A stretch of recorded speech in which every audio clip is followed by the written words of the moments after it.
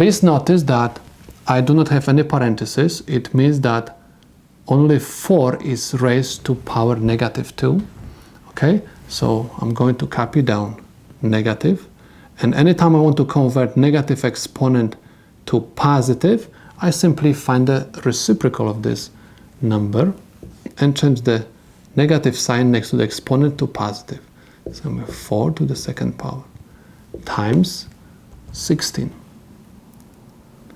But keep in mind that because I'm dealing with fractions over here, I'm going to convert this 16 to fraction also, which is going to be 16 over 1.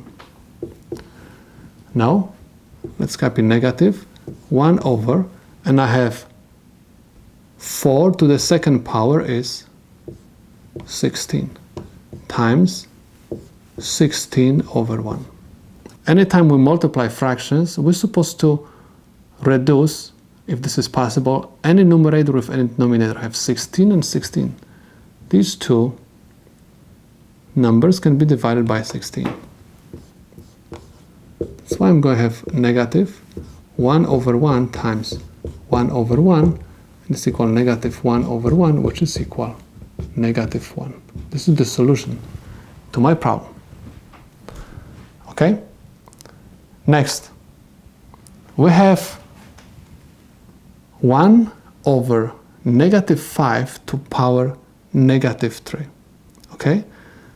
Anytime you have negative exponent in the denominator, okay, and you want to convert negative exponent to positive, you're supposed to just take this number and bring it to the numerator. Automatically your negative sign is going to change to the positive. That's why I'm going to have negative 5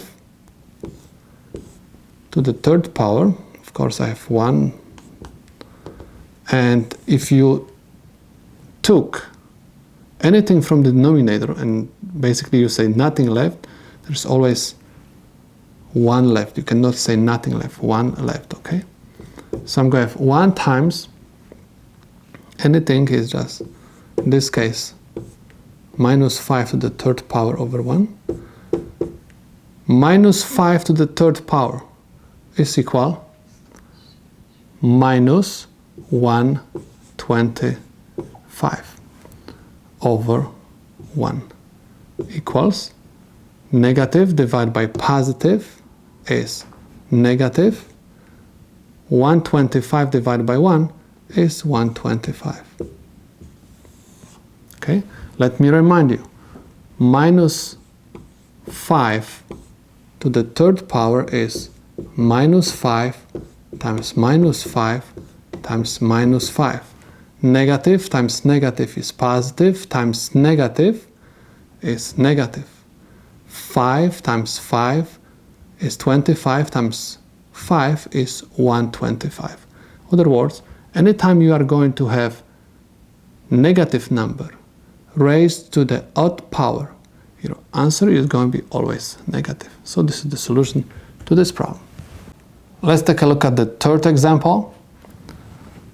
I have 7 to negative 4. This number is different than 0. Any number different than 0 raised to power 0 is always equal 1. 1 raised to any power, no matter if this is positive or negative, is also equal 1.